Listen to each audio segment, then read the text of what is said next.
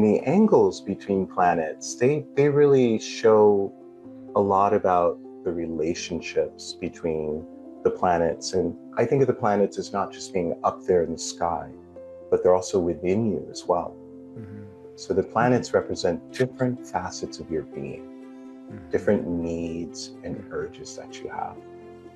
And so the angles between planets, these sextiles or trines or oppositions or squares, they show the relationships between these different sides of your nature.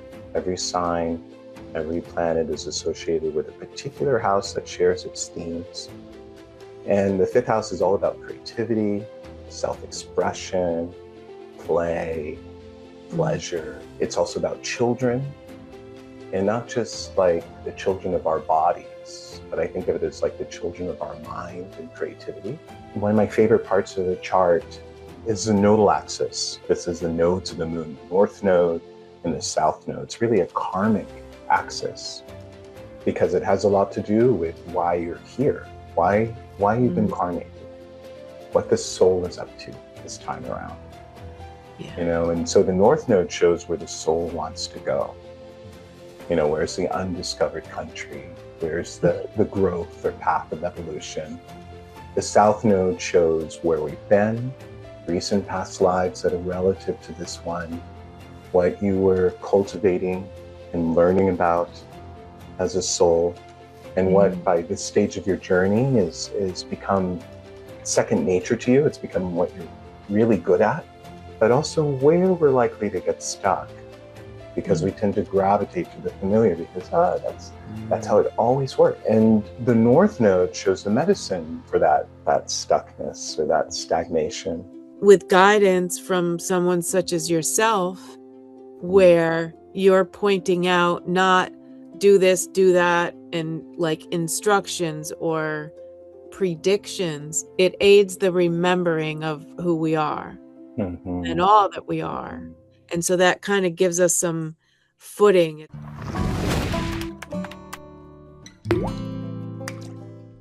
Beautiful souls, curious minds, welcome back to another Awake and Aware podcast. In today's episode, Tammy and I are going to interview my dear friend and astrologer, Christopher Miles, who has been intuitive counselor since 1997, a few years under his belt. His work combines a number of different modalities. In addition to his training in crisis counseling and Reiki healing, he's a certified aromatherapist and holds a master's in intuition medicine. His astrology practice is geared towards helping clients integrate past life information, soul's urges, and lessons into this lifetime.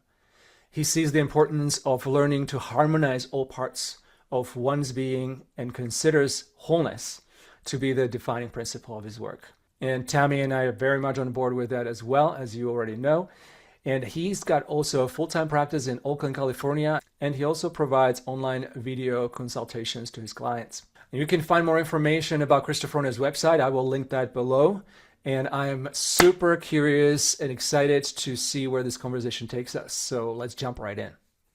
And welcome back to another Awake and Aware podcast session. And today here with me is Tammy and our special guest, Christopher Miles. So help me welcome both of them. And I'm looking forward so much to this conversation.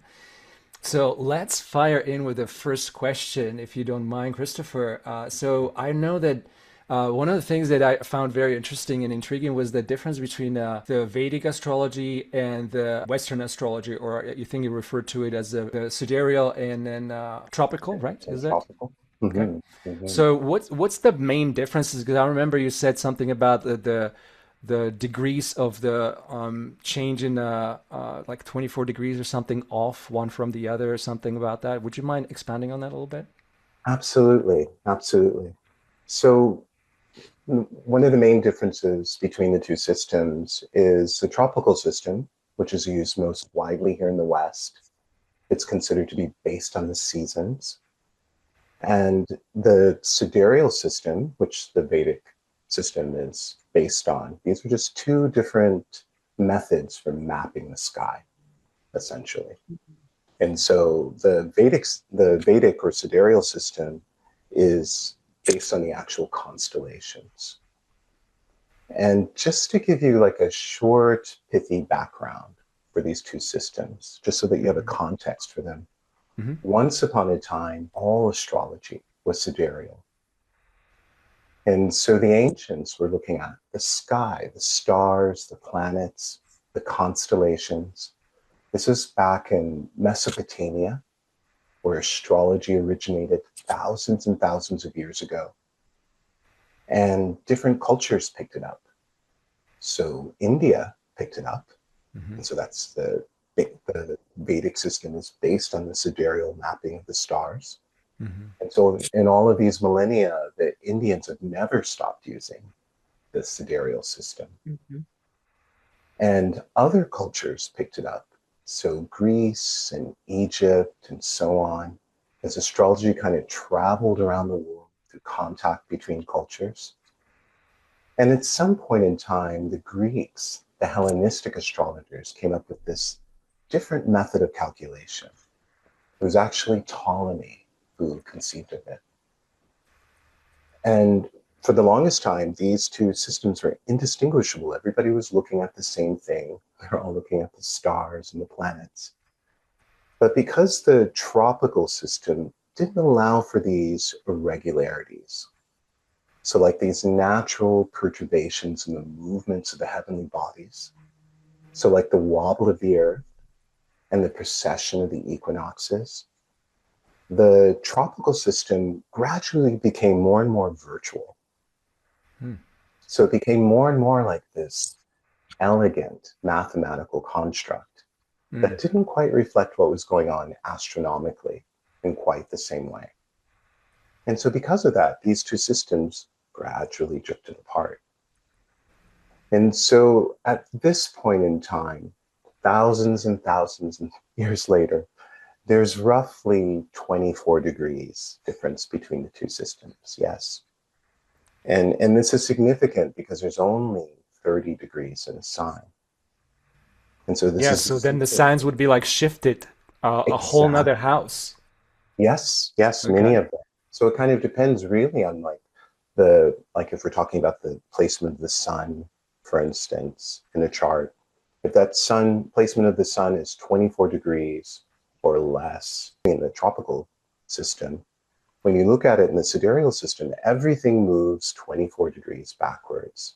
And so that position of the sun is going to move, say, if it's in 24 degrees of Gemini, it's going to move into the previous sign, Taurus. And so this is the reason why you could be one sign in one system and another sign in the other Yeah, I system. want to throw. So then, wouldn't the readings be quite a bit different because of that? Yes. And also no. Okay. And I'll explain because you could be one sign in one system and another sign in another system. You know, there's a dispute about like which system is the right system. That's kind of an ancient argument. But having grown up with astrology as I have, having studied it formally and informally, probably since I was like 14 years old, I do find that both systems work. I think they manage to say similar things in different ways. So it's almost like you're looking at something through two different lenses, and where there's this slight shift of emphasis. And so I really find that both systems work. But it's fascinating how even like, oh, your sun sign might change, and that brings like a different focus.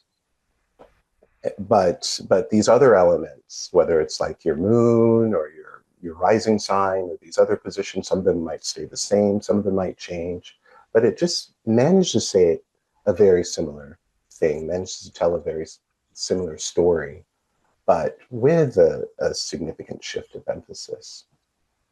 And I find that both systems work. I practice both systems, but left to my own devices, it's the sidereal system, hands down. I just find it sharper and more nuanced, you know, particularly when you're looking at these areas of astrology, often called evolutionary astrology. You know, these are positions like the nodes of the moon or the Pluto placement or the 12th house conditions. All of these points and positions that give some sense as to like why you're here, Yeah. why you've incarnated. what your soul is up to this time around. I just find Yeah. all of that information sharper through the sidereal Gotcha. personally. Gotcha. I find it all fascinating, to be honest. It's like when I had a first reading done, and I thought to myself, how how can he know all that about me? You know, it's like it's like, is he watching? Somebody watching me? So the accuracy of that, what I felt was quite good. I mean, it was pretty, like you said, obviously a sharp. Now I understand that the psyche may make some adjustments to, like, some things may apply to more than one person. A lot of things may apply Mhm. to more than one person, but at the same time, I feel like the stars constellations, or the way that the stars are in the moment of our birth, basically, I would say it has a lot to do with, like, what the soul journeys was supposed to be, or how the soul has chosen to incarnate in order to have certain qualities and certain mission to accomplish because of that alignment and because of how the soul would basically develop. Is that somewhat accurate to say? Yeah, yeah. I mean, there's so many different ways of kind of understanding them, but I think that's a very resonant Mm-hmm. way of framing it. I really maybe another way too that might make sense and it Mm-hmm. goes along with what you're saying. It's like if we look at particularly like say um, the placements of like the outer planets in a person's chart. And the Mm-hmm. outer planets, of course, are much further out, so they move much more slowly through a chart, and they'll spend a generation in a particular sign. Yeah. And so Mm. that whole generation carries a certain imprint that's like Mm-hmm. very distinct. Like, for instance, dinosaur that I am, I was born in the late 60s, in What? 1967. And In so that, this lifetime? I'm just right, in kidding. this lifetime, exactly. Bless you. Yeah. And that's like the summer of love. There's this, explosion, I think, in consciousness, really. Yeah. And and so that whole generation, my whole generation carries that imprint. And so Mm-hmm. when you think of souls incarnating, they're going to incarnate at a particular time, a particular moment, because again, astrology is so much about location, time, place, Yes. so forth. Yeah, And so the and houses, the stars, the placements, the planets, all that kind of has to do one with the other. And then the angles also, like, right? So we'll go Mhm, into that a little bit as well. But Tammy, do you have any pressing question for Christopher? mhm. How do you, like in all readings, do you put it out there that they can choose between tropical or sidereal, and then you just explain both to people and then they decide, or does anyone just say, well, you pick? And then Mhm. so if you pick, it's usually the sidereal. That's generally your go-to, would you say? Absolutely. Most. Absolutely. Yeah. I definitely give them a choice because I do practice both. I think both Mhm. systems work. I think they give Yeah. good information, but Hmm. left to my own devices, yeah, if they're just leaving it to me, it is definitely the sidereal. Yeah. Yeah. Because it's more clear. What's the most dominant theme of why people come to you? Like, what's the thing? Is it, do they want to know what's my purpose, or, when am I going to be in a relationship, or, when am I going to be a million? Like, do you get a lot of that, or do you get more people just coming in with an open mind and just ready to receive? Mm. I do get some of that of people who are just in a place in their lives, whether it's a very transitional place. And so they're just looking for perspective and they're just open. They've had some life experience that's kind of cracked them open Hmm. and has catalyzed this kind of Hmm. seeking or searching or self-reflection. Um, but I get all the greatest hits too in terms of people are looking for love or working through something around relationships. Hmm. People who are working through things around health, people are looking through things, working through things around work, around vocation. And for some people, it's at least implicitly about life purpose, if not explicitly about that. Yeah. And it Mhm. takes all kinds, but those are very common presenting. Yeah. That's what I Definitely. figured. Yeah. Yeah, I can imagine for sure. You could probably get a dose of either one because, I actually called you when I was in a bit of a trouble myself. Though on the second time, the first one that I met with you was more of a curiosity, and I was like, okay, well, let's see what this guy has to say, And then the second one was more like, I'm kind of worried. I'm not sure what I'm doing right now, and so I was like, Mm. who should I consult with? Christopher. Bless you. Bless you. For me, it brought me a piece of just comfort in some sense, a little bit of comfort, knowing that yeah, you know what? I mean, things are difficult in life for all of us at times, and there's just a phase, and some phases are a lot more heavy, some phases are a little bit less heavy. Some of them are a lot of fun, some of them are a lot more fun. Kind of like we get a little bit of a lot of things, but it's like it too shall pass. But what I was Mhm. getting with from you is that just the comfort of like, yeah, it's gonna be okay. Like there's a different Mm. vantage point here that I can look from versus just the one that I had that was kind of driving me crazy a little bit. Let's just say. Absolutely. I think that's really one of the big gifts of astrology is perspective.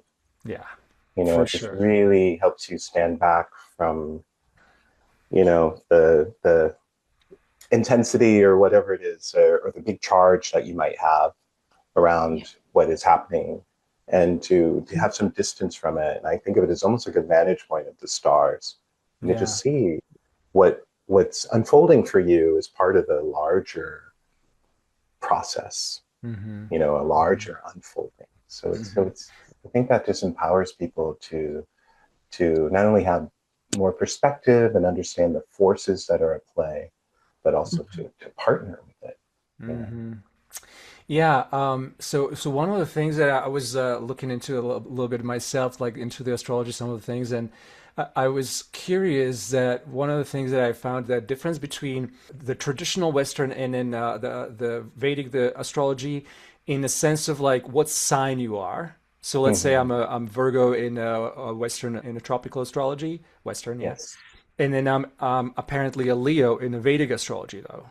Mm-hmm. So, I mean, that seems like quite a bit of a difference in the personalities. Mm-hmm. So, could you speak to that a little bit? Like, what does that mean? For instance, personalities of Virgo versus personalities of Leo, they're really pretty different.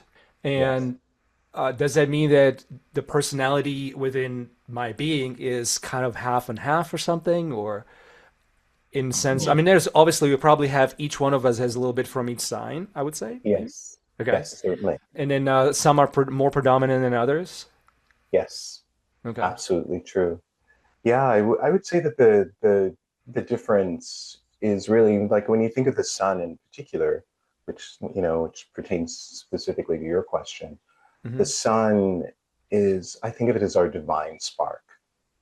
I think of it as the soul's desire to express itself through what we say, through what we do, through what we create. And so wherever the sun is in the chart is like where we're in this process of becoming. So you could think of the sun as like um, almost like this unfolding self. Hmm. And so yes, the orientation of the sun between those two signs is very different. Hmm. In Virgo, we can see this orientation more towards service and towards the body and health and self improvement. So that's highlighted, and those are very strong things in you. The sun being in Leo gives a different focus, and sometimes that's something that's very obvious, and sometimes it might be more subtle depending on what other influences are at play, like your rising sign, moon Hmm. sign, and so Hmm. forth. But the sun being in Leo. The sun is in Leo, is its natural place because the sun naturally rules Leo. And the sun isn't a planet, technically. It's a star, right? So that tells us a lot of what we need to understand about Leos. They're not here to be invisible, actually. They're here to shine in some way. They're here to express themselves, to bring the inside outside in some way. And the sun and Leo are naturally associated with the fifth house. Every sign, every planet is associated with a particular house that shares its themes.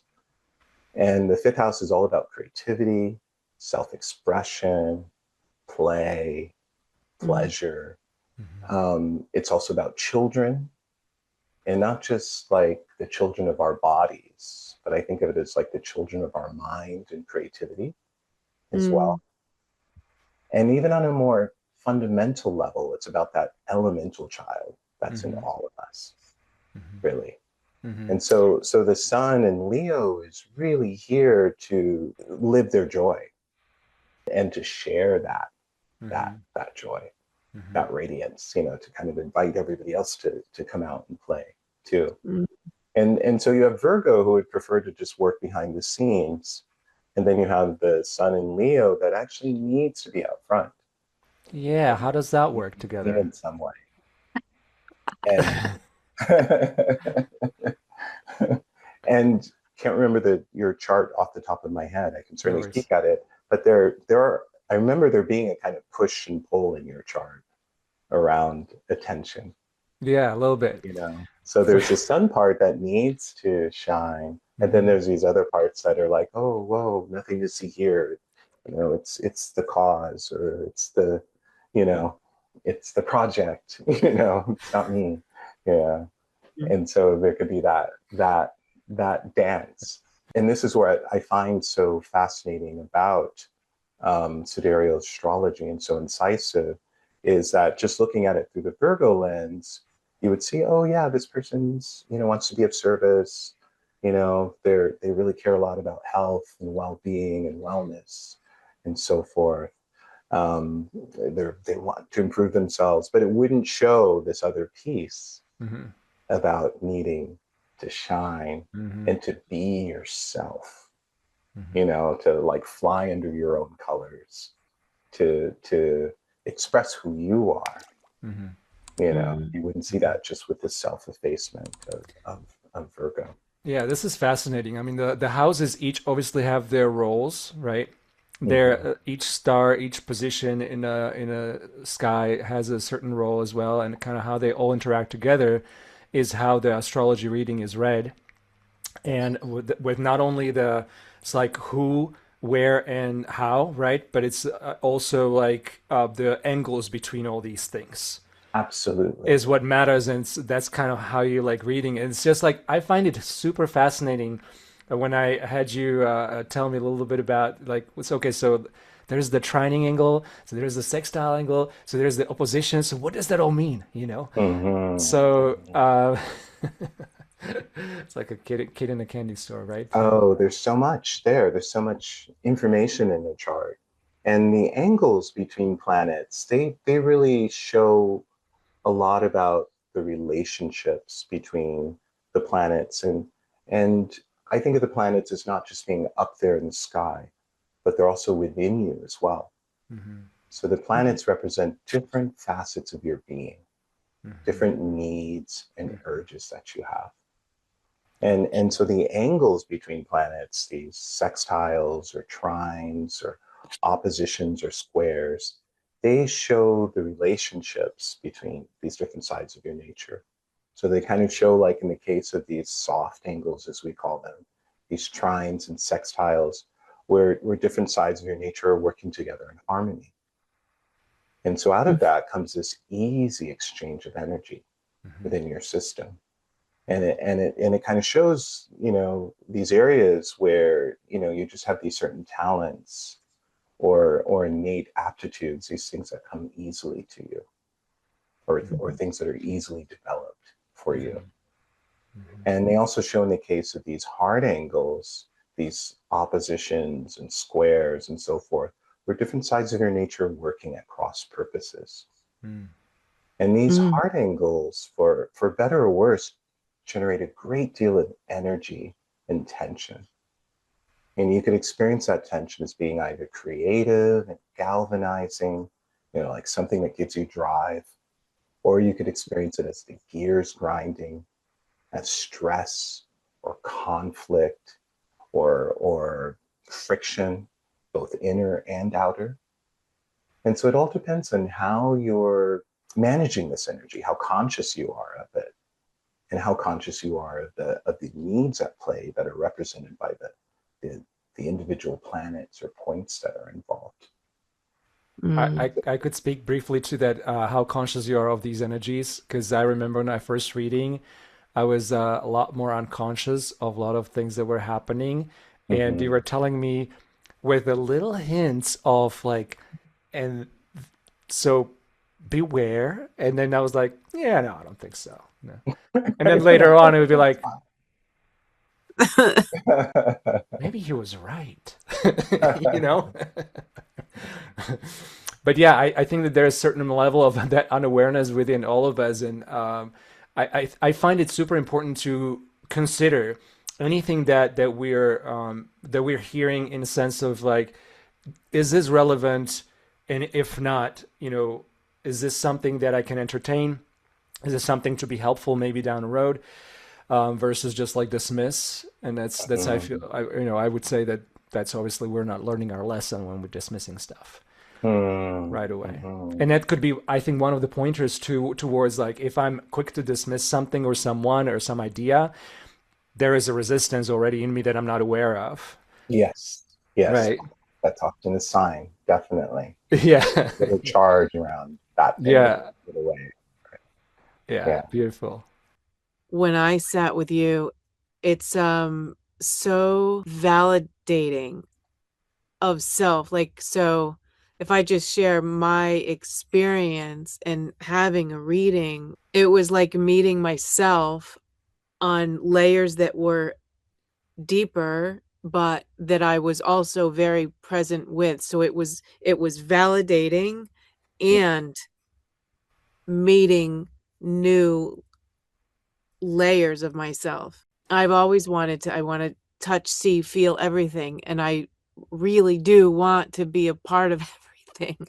I really am that interested in everything. And, younger, which I can understand from a parent's point of view, like, Tammy, you can't be on the baseball team, the volleyball team, and ride horses and do like, you literally physically cannot be a part of all this. And I'm like, well, why not? I Yeah, I know. Such a like, soulful question. Why Like not? who says? because before I knew it, I had this feeling of, well, time's not real. Like, there aren't any limits to anything. I always had that within me of like, why is everybody always so worried about time? Why is there, whether it be someone rushing or if there was fear, I just always felt like there's always enough time, but there's always enough of everything. I just never really believed in this thing, this scarcity that maybe sometimes I heard people talk about. Mm, And so through life, there were times of, okay, well, I should, because that same, I want to touch, feel, see, be a part of everything was a part of how I wanted to work, meaning work and mm, life and career and all of that. And well, no, you got to pick something and, make sure you pick something that's got a pension plan and make sure you go to work and you do this and the box. And I always got squirmy around being put in a box, and I just got just really antsy. mm, And, but for a while in my life, a belief started to form that there was wrongness in that, and like, what's wrong with you? Oh, you're irresponsible or something. And then attaching these things like that, like labels of wrongness, because I really felt it. And then I did that long enough. And then that became, okay, shut it down, silence, be quiet, stop talking about all this stuff. People are looking at your heads in the clouds and all of these things. And so, but it's so beautiful now to sit and to be validated and to already have come into that awareness. I'm so grateful that I had come into that awareness and acceptance of myself and had created a life in which I can live that way. And Mhm. then there to then sit with you and, you know, essentially from you say, yeah, it's okay. It's good. That's who you're supposed to be. And yes, it's all, and to Mhm. sit across from someone that's saying, yes, it's not only okay, but that's great. And that's who you're supposed to be. That's who you are. And Mhm. it was just so special because everything I knew came together. But for me, I'm just so grateful that the validation came when I no longer needed it. And so the Mhm. gift of it felt bigger and more expansive because I didn't need it. So I could just receive it even more because it didn't have to work its way through my belief of otherwise. Mm. And a lot of it was in the way in your nature. And Mhm. there's something about which I already knew because Marek, in referring you so highly, had described you to me. So I kind of knew what you were going to feel like, but it was that and so much more because it was your nature and you're methodical and you're quiet about it. And so it Mhm. like, I don't know, it just kind of soaks in and absorbs in, and it's felt on such a deep level. So I just wanted to, I know I shared that with you when we spoke, but I just wanted to share that here that it's just a phenomenal experience to sit with you. I just have to just say Mhm. Wow, that's that. amazing. Beautiful. That's just, yeah, Yeah. it means the world to me that Yeah. it just Yeah. resonated that deeply that you felt seen Mhm. too. You know, astrology is so technical. Yeah. There's so many different pieces that you're looking Mm. at, planets and signs, angles between planets, Yeah. you know, blah blah blah, houses, everything.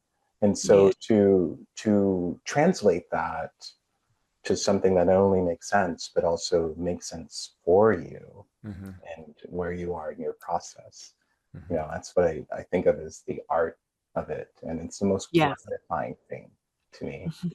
to hear Yeah. what you're sharing. But Yeah. yeah, Yeah.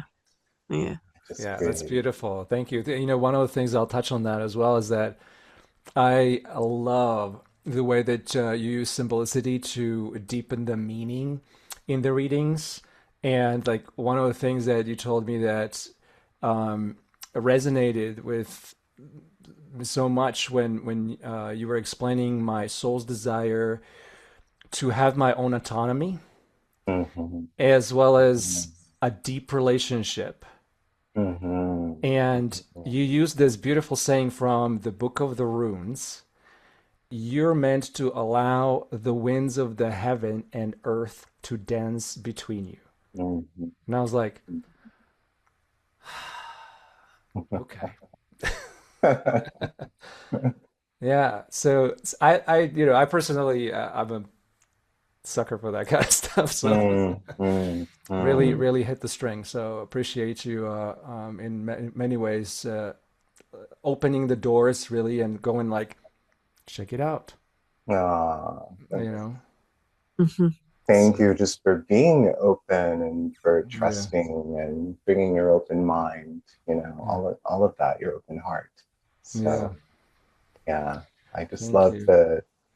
I think one of the things I feel such deep gratitude about being able to do this work is just meeting people Mm, where they are in these, like, mhm. often at these crossroads, and being able to have this exchange on this deep level, Yeah, Mhm. and it be timely, yeah. yeah, And it be this is resonant. yeah, and this is like what we want, to be Mm, met, to be mhm, heard, to be understood, to just be present with. That's really all we want. And especially like in today's era with, AI coming and being here at this point, I think.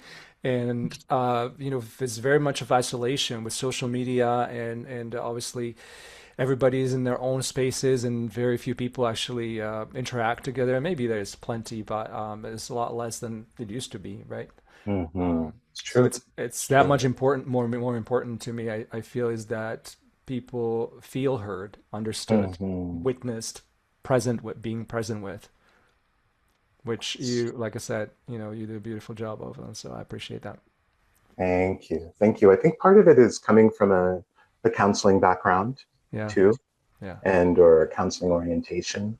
So it was always important to me, like it was more than just the information. It was always important to me to connect and to meet somebody where they are, to like really take in what they're needing at this hmm time in this hmm moment. And just what you're saying about how people are hungering for that kind of connection and the experience of being seen and heard. It's something I noticed most keenly when, like, during the pandemic. And of course, people were more isolated.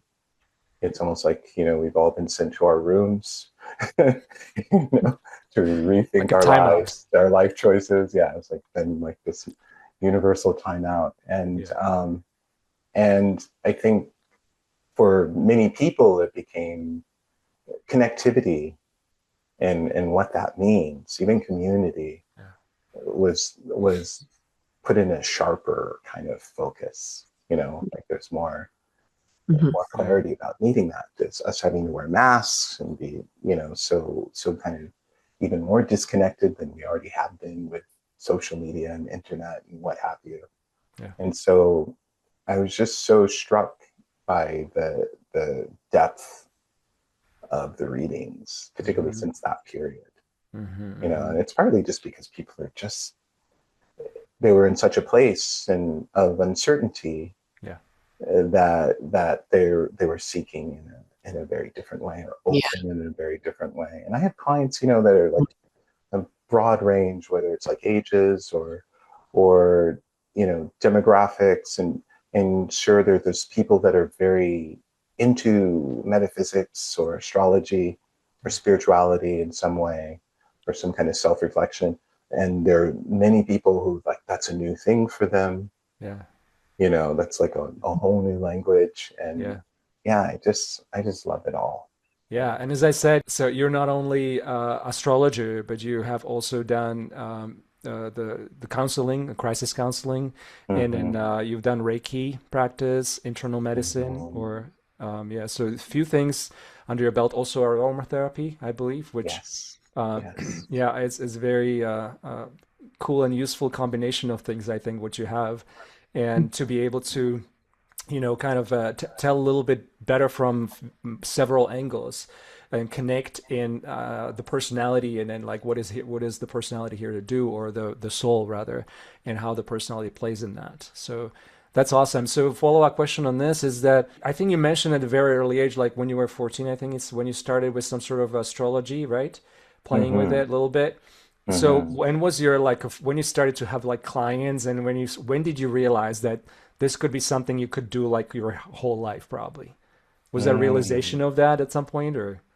Yeah, though I would say it was like a gradual and dawning kind of realization, because for me, I was just following my passion, my Gotcha. interest. Mhm. And my mom introduced me to astrology, actually. She was a Um, really passionate student of it. And because this was long before internet, we just had this lovely library at home, and as a child, as a kid, I just kind of fell into it. I was mhm. just really curious for myself, just about, you know, curious about myself, curious about what makes other people tick. hmm And I was fascinated with, also with body reading. I remember reading lots of books about that as a kid, like on just gesture and um, how you can tell a lot about a person's nature through their body. hmm And I was also very interested in different systems of typology and so forth as a kid, whether it's hmm Enneagram or hmm or MBTI, all kinds of things like that. And but yeah, the astrology, studying that formally and informally over the years, it's I think it wasn't until my 20s that it became like a more regular thing. It started out with me just doing charts for a friend, or this friend or that family member or whatever. And then some friend would recommend me to another friend, or not recommend another friend to me. I guess is the proper way to say it. And Mhm. and so word of mouth was just kind of happening that way. And so I was just doing this thing on the side, but I felt, wow, this is my hobby, my thing that I'm really interested in, passionate about. And then I have the real thing, the serious thing, my day job, the practical thing. Yeah. Real. And but over time, these two started to compete with each other, because it was just more and more people seemed to be finding me. And so I think it was just right around then where I started to, and with the encouragement of my then partner too, he's about, well, have you ever thought about doing this full time? That's And awesome. yeah, so I think taking that leap was one of the best decisions I've ever made in my life. But I can't say up until then that I ever imagined that it could be my livelihood. Yeah. But yeah, but it's been amazing. Like, it was just an entirely different movie to be working for myself and to be just doing the thing that I was so passionate about. It's like, is this allowed? Does this even work? You know. But it's been the most abundant thing for Yeah. me, Mhm. really. Yeah, I can imagine that, especially in those earlier days. It's Mm-hmm. like astrology, huh? Yes, Mumbo yes. jumbo, bullshit, whatever people say to that, right? Yeah, Yep. yeah. And these days Yeah. people are like, there's something about this astrology thing. Mm-hmm. Mm-hmm. Yeah. Well, I love that. And I wanted to say, in my opinion and in my life experience, like the happiest, most joyfully fulfilled people who by their essence before they even speak, those people are those that would state the same path like you just did. When the happening of living out the desire takes place in that organic flow, like within the flow, like, oh yeah, well, it's word of mouth, things like this. And I mean, for me and that's where all of the things that I see as the highest gifts and the things that are the pillars really of the larger things that I do, all of them were those of which came because I'm doing what I love to do and it comes naturally and I don't have to think about it and or prepare or study something and then carry something out. And it's like it's that alignment. And I mean, hindsight is so beautiful. And for me, I have so much gratitude for any contrast, because if not for the contrast of, to Mark's point, like, what are you mm-hmm. doing? You're doing Mm-hmm. what? Like, to where you silence yourself and start, now that where once I may have silenced and hid and become small, now I'm just discerning about who I talk to about it. Mm-hmm. So I might be Mm-hmm. silent to some, but that's just because I discern and because I'm not going to push it. But yeah, but it's that organic, just, I love doing this. And then you keep doing it and following that. I mean, that's the essence of, as we say, follow the bliss. When we're coaching someone or somebody's, comes to us for guidance of, okay, this is where I want to get, how do I get there? Okay, well, what are you doing when you feel the best? Mm-hmm. When do you feel Mm-hmm. like you just love everything about what you did that day? Like, what were you doing on that day? And then how can you turn that into focus on that feeling and then you'll find yourself doing more of it. And to your point, we all might have to do the day job for a Mm-hmm. while. That's okay. Mm-hmm. It's not Mm-hmm. about like, okay, let's stop paying our bills and be irresponsible and then be a victim when our car gets taken away and our, Right. foreclosure happens. We still do that. But I say it all the time, even in the 9 to 5 in the cubicle, while you're sitting in the cubicle at the job that you don't want to be at, even when you're sitting there, you can still be of the feeling of the desire. That's the Absolutely. way, because that calls it in. And as you were describing it, it's just it's everything that you said, it's what happened for you. And it's just so beautiful. But that leap can be scary, Mm-hmm. but Mm-hmm. with guidance from someone such as yourself, where you're pointing out not do this, do that, and like instructions or predictions, it aids the remembering of who we are and Mm-hmm. all that we are. And so that kind of gives us some footing. It's like, to me, the validation of someone such as yourself, yeah, does it pave the way? Does it magically move stuff out of the way? Does it give us all the answers? No. But like, it gives us four-wheel drive to get through the tough roads of the leap, Mm-hmm. or Mm-hmm. wings, Well or said. whatever we want to, like, it the validation supports us in the leap. We Yeah. still have to take the leap, Yeah. and it's Mm-hmm. okay if Mm-hmm. it's frightening. But I think, there's not much more heartbreaking than when somebody has such a desire and it's just the fear of the leap Yes. that halts it, because the world needs that, and they need us to serve from our hearts, like what we're talking about. That's what the world needs, because the more that we do it, we're lighting up the world. And then it's like, oh, and then, each of us that chooses to be that light, yes, we're lighting up our life and we're following it. But if we're lit up, then that means light has to be shining out around us. So somebody else who doesn't know they have theirs yet, they're gonna have it just by default if we just keep shining. So it's this work is so important. It's so important. The Mm. reminding of who we are, and permission to, go be it. Go do that more. Go do that thing more. Go figure out how to think about that more. It's just beautiful, the validation. Ah, love that. Love that. Yeah, I really believe that, um, what you want in your heart of hearts and what the divine or the universe wants from you is exactly the same thing. Same thing. Really, I really do. And it shows in the chart too, one of my favorite parts of the chart uh, is the nodal axis. Really, this is the nodes of the moon, the north node and the south node, respectively. They're always opposite each other, Mm-hmm.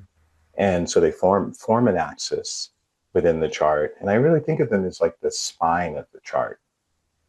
It's really a karmic axis because it has a lot to do with why you're here, why you've Mm, incarnated, what the soul is up to this time around. Mm-hmm. yeah. And so the north node shows where the soul wants to go. Mm-hmm. Where's the undiscovered country? Where's the growth or path of evolution? The south node shows where we've been, recent past lives that are relative to this one, what you were cultivating and learning about as a soul, and what Mm, by this stage of your journey is become second nature to you. It's become what you're really good at, even what you've come to identify with. And because of that, the South Node can show these kind of talents and aptitudes that we come in with, but also where we're likely to get stuck, because we tend to gravitate to the familiar because that's how it always worked in the Mm-hmm. past, even if it's not set up to work that way this time. Yeah. And the North Node shows the medicine for that stuckness or that stagnation that we could experience. It shows, where the treats are, where the juice is, where we're going to feel most connected to life, where we're going to yeah. feel more of a sense of alignment and aliveness, Mm-hmm. really. But it's always going to feel like we're going out on a limb and doing something unfamiliar and like, ooh, I don't know how that's going to work out. Mm-hmm. But when we do move towards the North Node, doors open, connections happen, obstacles melt. What was so complicated and convoluted becomes elegantly simple. It's almost like this knot coming undone. Mm-hmm. You Mm-hmm. know, and it's because there's so much support for it. It's because it's where the soul wants to go, but it's always counterintuitive. You know, it Yeah. always feels like, Yeah. whoa, it's not the first thing we often think of, or is that allowed? Often we're Mhm. thinking, you know. Yeah. Yeah. I I'm so love glad that. you spoke to that. The North Node and the South Node is so Mhm. important. During the readings, I didn't even know like there's something like nodes in Mm-hmm. it's like I Mm-hmm. understood a little bit of stars and things, but yeah, when you said that, it made so much sense that coming from the familiar, from the previous the past lifetimes that we've had, that we learned some sort of skills, we had some sort of experiences, and then experiences from this lifetime that we take to the next one, kind of thing. That's the South Node, and going towards the North one is really like what's the scary bit, Yes. and because it's unfamiliar, and it's like, the if we cling our entire life to like what we have done and what's always been familiar, we never learn Mm-hmm. anything. Yes. So true. So So true. And like the interesting thing in my part, you know, telling on myself a little bit, you know, my North Node is in the 10th house of my chart, and it's in the sign Aries. So for me, the big leap is because the 10th house has to do with our public image, our vocation. And by vocation, I mean, you know, more than just our job. You know, our job is Mhm. like our skills or our obligations or whatever. But you know, vocation, that's like what's in you to give. mhm, I think of it as like your contribution to the village, mhm, really. Yeah. And so me having my North Node in the 10th house, well, the big leap is working for myself and being my own boss, stepping into my own authority, mhm. also being more visible, which has, you know, it's a big challenge for me. Well, here you are on a podcast. There's no turning back now. I know, right? Right? You know, because I am, you know, shy as a church mouse. And so yeah, yeah, but wow, doing that, that is again when doors open, Yeah. connections happen, magic happens. Yeah, so I feel like I'm just really, you know, putting myself out 100%. there. Yeah, and also North Node being in Aries too, which is Aries is like the first sign of the zodiac. It's a fire sign. It's a trailblazer. Mhm. You know, it's on this journey Intense. of self-discovery, Mhm. and it's ruled by Mars, and so like autonomy, being able to take the initiative, all these things are very important to Aries energy, and so that's what I, you know, taking the big leap for me too is like Mhm. not just working for myself, but doing it my way. Mhm. You know, like really being a individualistic about it. Mhm. You know, instead of trying to do the cookie cutter, Mhm. you know, out of the box Mhm. prefabricated path Mhm. or whatever. Mhm. Yeah. Yeah, Yeah. Aries is always going off the beaten path and, you know, into the wilderness, Mhm. blazing a new trail. I don't know if that makes sense, but Totally. Yeah. that's what it's looked like Mhm. for me. Yeah, following my North Node. Yeah. That makes a lot of sense. It's like Mm, the self-love that we offer ourselves by listening and having the intention to live as our soul self, which leads us to maybe sit with a reading like with someone such as yourself, or mm, take steps that love us into the leap. Like mhm, that self love opens the doors for the helpers to help us in the leap. It's like, I believe that our job or purpose for self is to, first of all, to love and honor, ourselves. And that becomes that foundation. And when we do that, then the doors open. And so when it is time to take the leap, whether it be if that's to be more visible, then the people that can help us to gently become more visible, it's more gentle than just like flying by the seat of our pants. And that discernment can come in when we're settled into that soul self and we feel so loved and safe and secure within our own being. Then that leap, like it it softens the loud cries of like, no, don't leap, don't do it, and the fear voice that's saying, no, don't. We can just trust ourselves, and then we can trust life more when we can trust ourselves. And then when that validation comes, it's like, yeah, okay, I might be shaking in my boots, but okay, it still feels right. Like we can be shaking in our boots, but still be steady in our feet on the ground, and then take that leap. But yeah, that's beautiful. Yeah, I want to touch a little bit on the Aries energy you're speaking of. So we're obviously just passing out of the Aries energy in the world right now, I believe. Yeah, following to Taurus. And I think that Aries energy has brought a lot of change in the world, like a lot of kind of a fire starter in a sense, right? Energy. Also, I wanted to ask about each house. Like the first house starts with Aries as well, right? There's Taurus, etc. It follows, right? But in my reading, for instance, it's my question because I was like, okay, I don't know. In my wheel, Taurus is in the third house. So why is that, or how is that? And so because then basically everything is pushed a few houses over. Like what you read obviously from my chart was, I felt very accurate to me. And yet I'm like, well, but it's like first house is where the Aries is not in the third house. Why is my Aries in the third house? It's like, can you speak to that a little bit? Absolutely. I can understand that as a question. And so this is not even a sidereal tropical thing. This is just a fundamental astrological thing. So Okay. yes, there's a natural order to the houses in the sense of Aries is always associated with the first house. Taurus is always associated with the second house, and the rest of the sign, Gemini with the third, and going on through the 12 signs.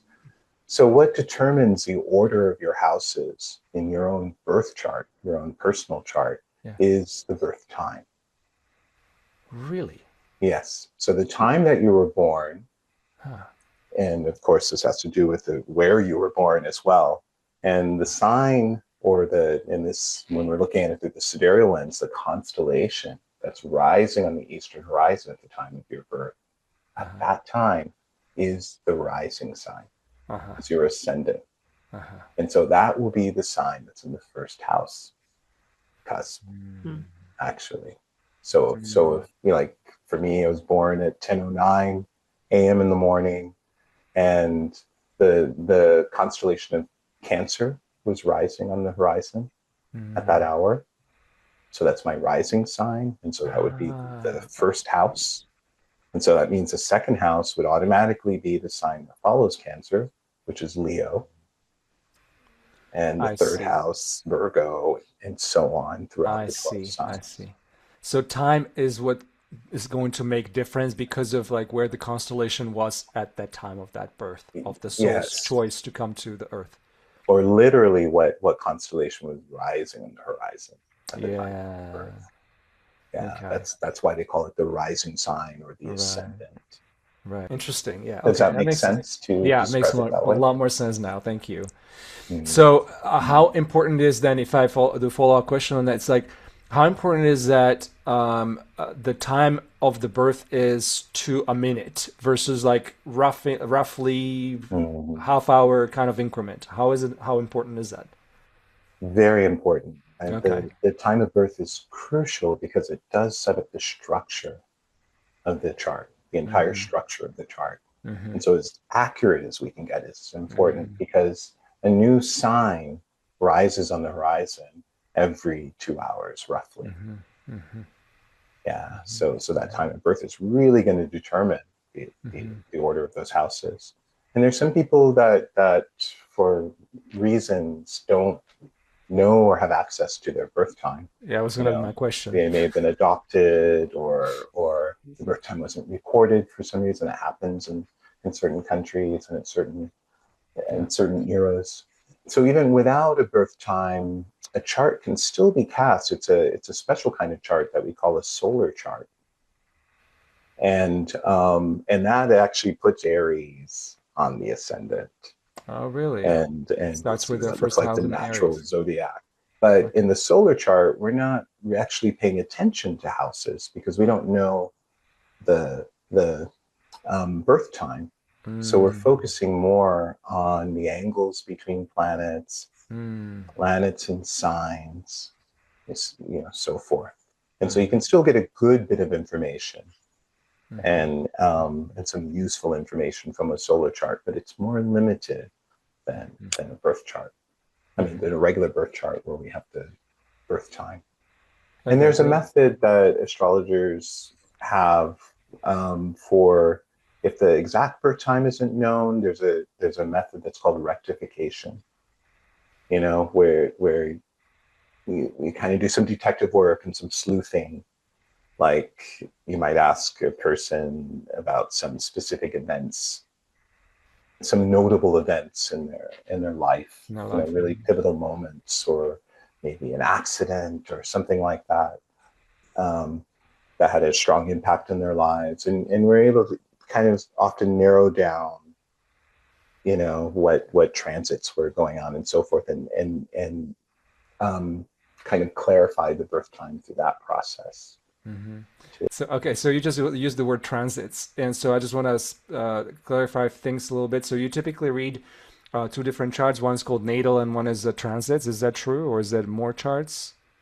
Okay, Well, there are more charts, more charts, right? yes, These are the basic but ones. yes, but those are that. Yeah. But So the that is natal chart true. is that as in the birth chart, and then the transits is more like what's happening right now. Is that Exactly, okay? exactly. I would say it simply is the birth chart is where it's like a snapshot of the sky at the Yeah. time of your birth.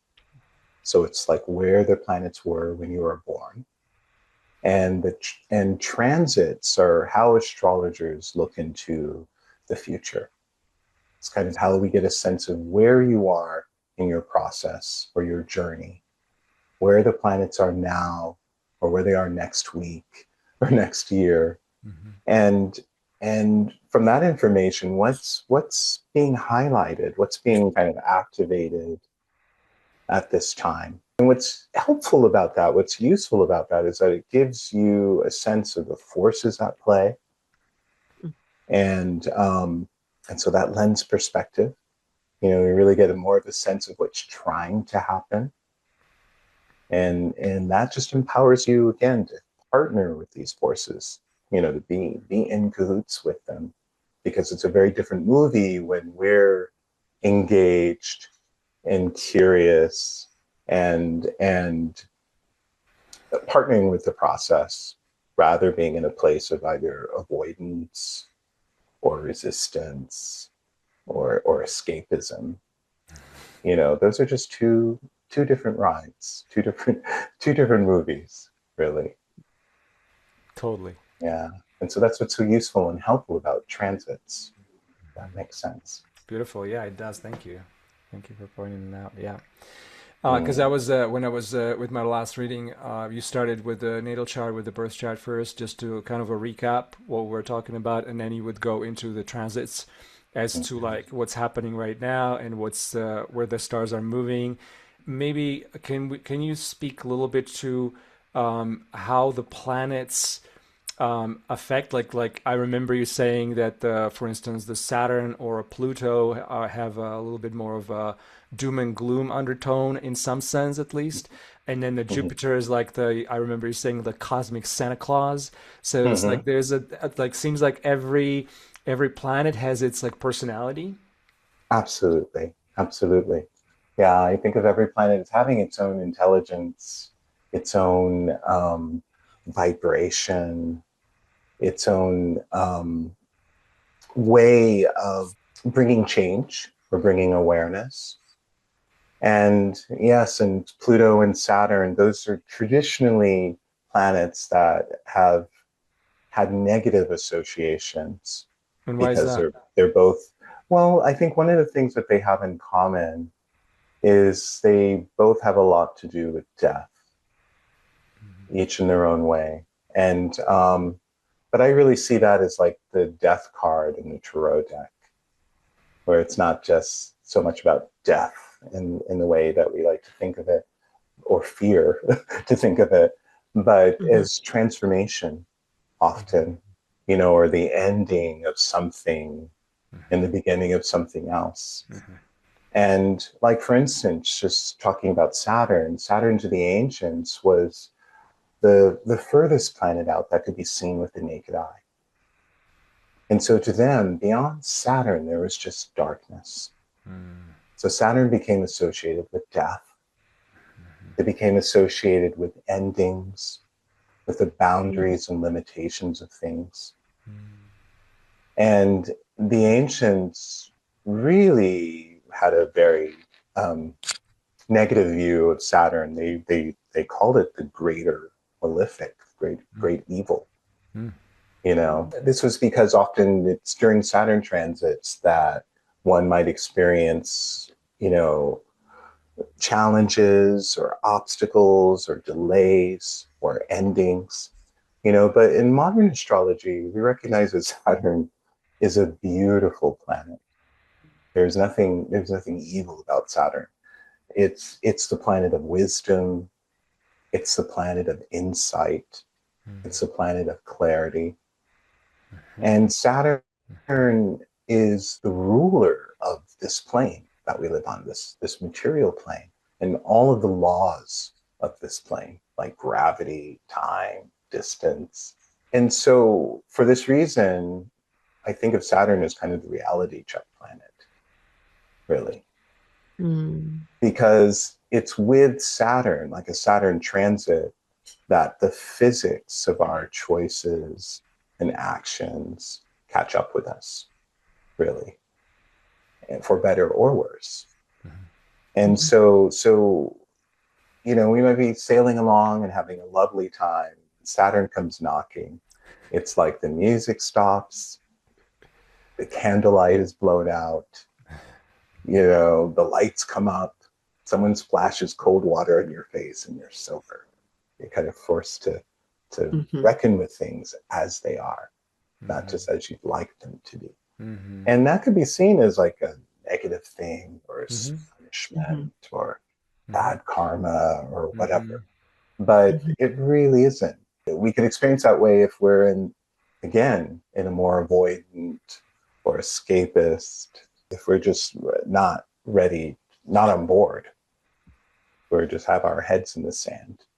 But if we're partnering with this, it's a gift, really, because it brings, again, clarity, insight. We can kind of see what we may have been avoiding or just not seeing. It just becomes clear. There's nothing vague or mysterious about Saturn. It's very concrete. It rules an earth sign, Capricorn.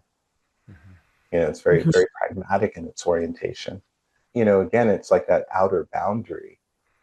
It's what gives form and boundary to our experience. Like, so for instance, in the physical body, Saturn rules the skeleton and the skin. That literally is what gives form and boundary to our corporeal experience, really. And, Saturn's always bringing our awareness to like the foundation and the structure of things. And if there's a crack in the foundation, we can't build on it, right? Or whatever it is that we're trying to build is just going to come tumbling down like a house of cards. And so the gift of a Saturn transit is it brings our attention to the cracks in the foundation, not to demoralize you, not to make you feel incompetent or like an idiot or whatever, but just so that you can address those cracks in the foundation. Roll up your sleeves and do what needs to be done to make these adjustments. And then we have a foundation that we can build something on. And so Saturn's desire, the intelligence of Saturn isn't about, again, demoralizing you, or breaking you down or something like that. It's really about strengthening you. It's really also about maturing you too. Saturn in mythology is Kronos, god of time, father time. And so anything that involves Saturn ripens with time, and whenever we're having a Saturn transit, we're kind of being challenged to adult a little more. If you're thinking of the planets, it's not just being up there in the sky, but also within you as well. Yeah. Saturn is that wise part of you.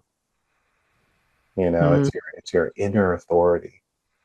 Yeah. It's your adult center, really. Ooh.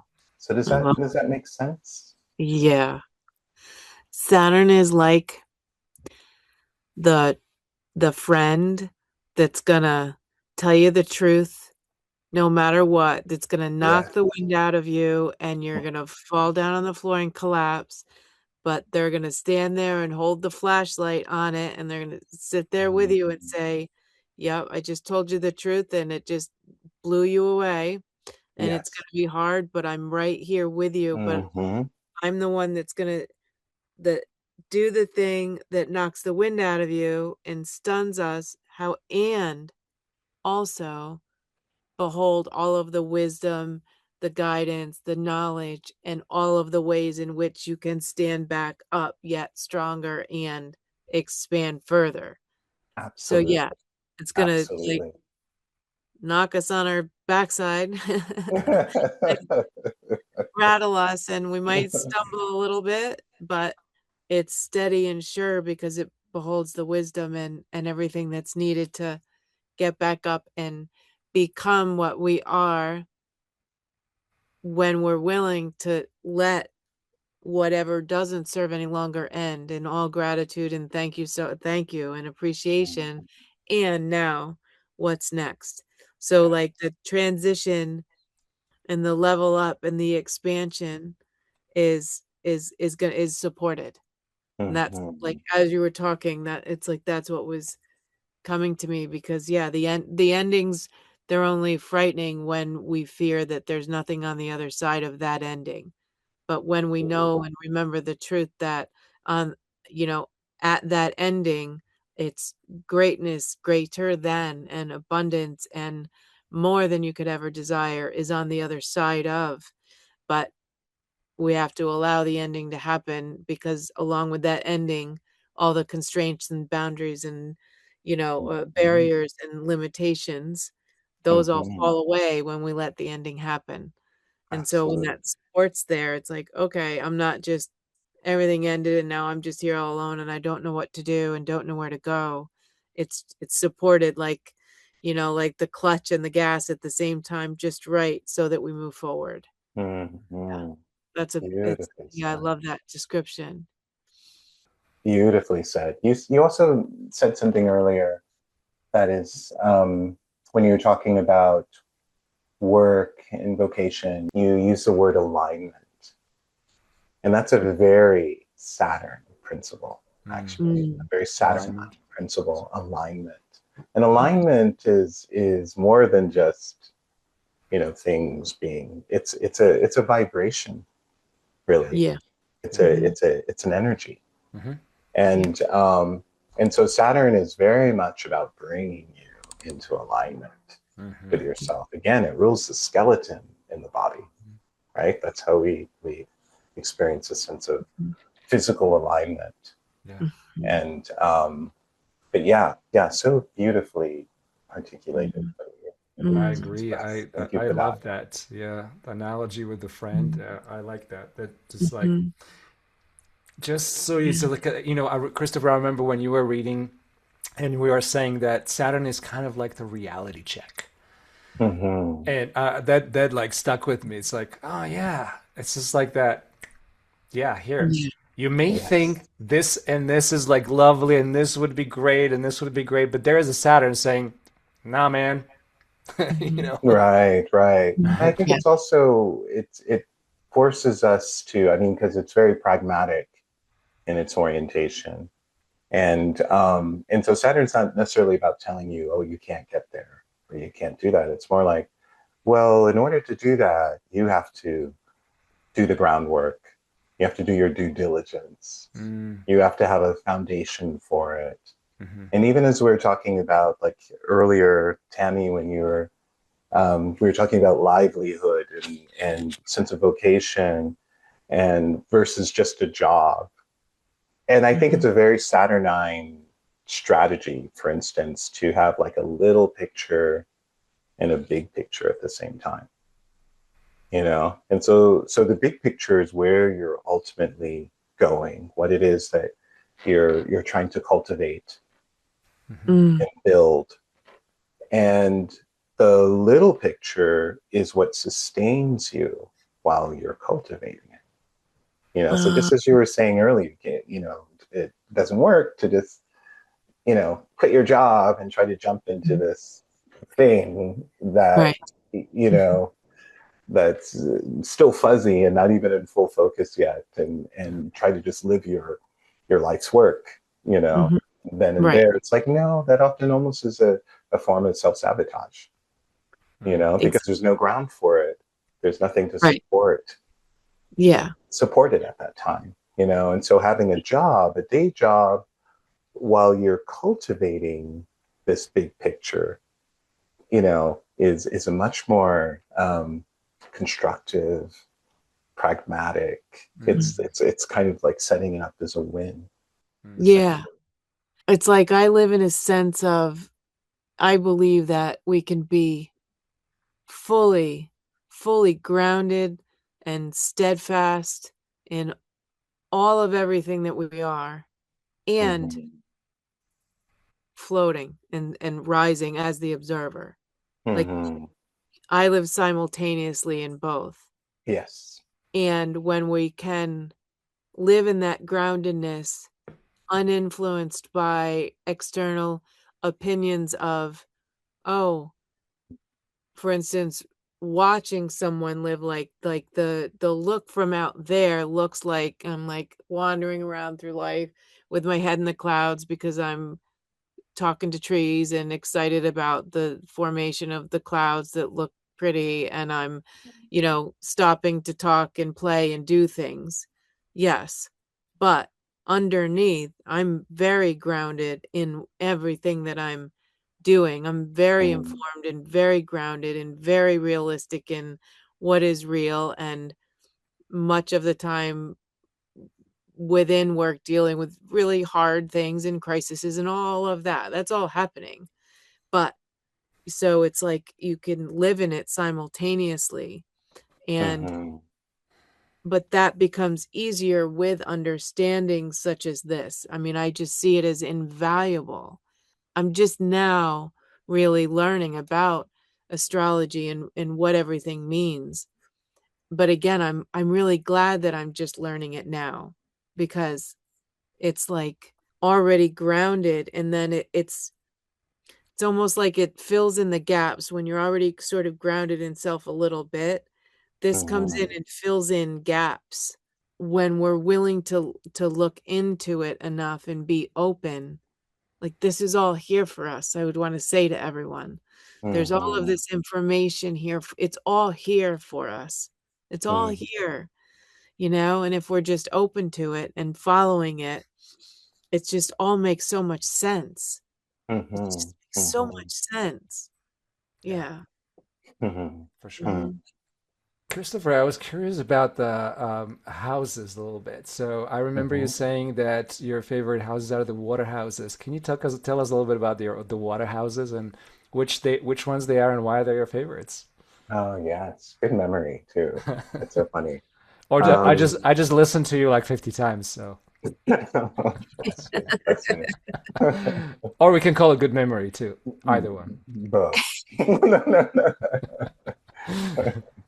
Mm. Yeah, that the houses in general represent different departments of your life, different areas of concern. And so that's where we start to get more information when we find a planet which has its own themes, its own urges, um, its own story within a house, a specific house. And that just gives a lot of information. And Mhm. the water houses are the houses for house 8 and the 12th house. And those are all houses that are all naturally associated in the natural zodiac with the element of water. Mm-hmm. And because they're associated with the water signs, so fourth house is associated with the sign Cancer, the 8th house is associated with the sign Scorpio, the 12th house is associated with the sign Pisces. And yes, the water houses are my favorite. I think why I'm a little obsessed with them is because they're all kind of bottomless and transcendent in some way. Mm. So I think of them as like portals into the unconscious and into the invisible world, um, and each in their own unique way. Like the fourth house, on a mundane level, has to do with family, has to do with your home. That includes your physical home. It has to do with your kind of formative early environment as well. But where it starts to get more transcendent is it also has to do with your roots and your ancestry, even with your connection with the land that you were born on. Mm. And this house is said to be both the cradle and the grave. Mm. And what is meant by that is it tells a lot of, as I was saying, about your early environment and those conditions, but it also Mhm. tells a lot about conditions towards the end of your life as well. Mhm. And in this house, as we get beyond like the mundane aspects of it, it's really you behind closed doors. It's like your inner emotional world. Mm. It's kind of your emotional ground or emotional foundation. So that's an example of how these water Mhm. houses can be so transcendent. The 8th house, that has to do with um, deep intimacy, sexuality, with that kind of fusion that happens where the two become one and transcend their individual um, limitations in the process. Mhm. It's a house that has everything to do with death and rebirth and regeneration. And in general has to do with those experiences that kind of shake us up and transform us or transform our sense of life. Mhm. So it's a house of hidden forces. Mm. Yeah. And then there's the 12th house, which may be the most mysterious of them all. The 12th house is the house of dreams. It's the house of the unconscious, and not just your individual unconscious, but where your unconscious blends into that sea of the collective unconscious. Mm-hmm. Mhm. It's also the house of past life memories, past life karma, the house of sacrifice. Mm. Yeah, so you can see how these Mm-hmm. these So they're how transformative. juicy these houses are. Yeah. Yeah. I'm staring at that picture again of your butterfly there behind you. The Mhm. symbol of the transformation, I would say, Yes, is probably has something to do with your reason why you like these houses, I'm guessing. absolutely, absolutely. Yeah, Hmm. yeah. Big theme, and they're important houses in Of my course. Yeah. personal chart Okay. too. Yeah, All right. yeah. Yeah. Beautiful. So I want to just quickly touch on this because I'm curious, like, so if sometimes there's literally nothing in one of the houses, Hmm. And in, so for instance, you were talking about the 12th house and having such a powerful transformative ability. And like, I have nothing in the 12th house, for instance. Hmm. What does that mean? Hmm. Well, empty houses are, I would say, deceptively empty. When astrologers see an empty house, we first look at the sign that's on the cusp of that house, Hmm. and we look at the ruler of that sign. And okay, and so like for instance, if the sign in the cusp of the house is Cancer, what rules Cancer? Oh yeah, Cancer is associated with the moon. Okay, where's the moon in the chart? Oh, the moon is over here in the seventh house. And it makes all these connections through angles, like trines Yeah. or sextiles with other planets within the chart. And so we start to get more information then about the 12th house conditions.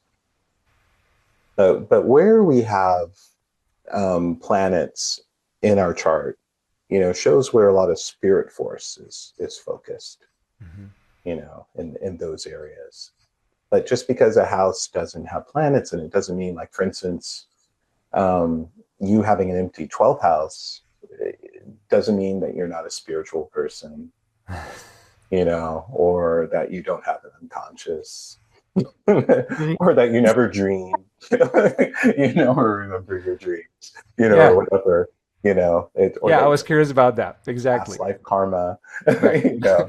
Yeah, you have all of these things, but we get more information about what those things mean to you, or your process or journey around those themes by where the ruler of that house is placed and what contact Hmm. those rulers are making. That starts to fill in that information.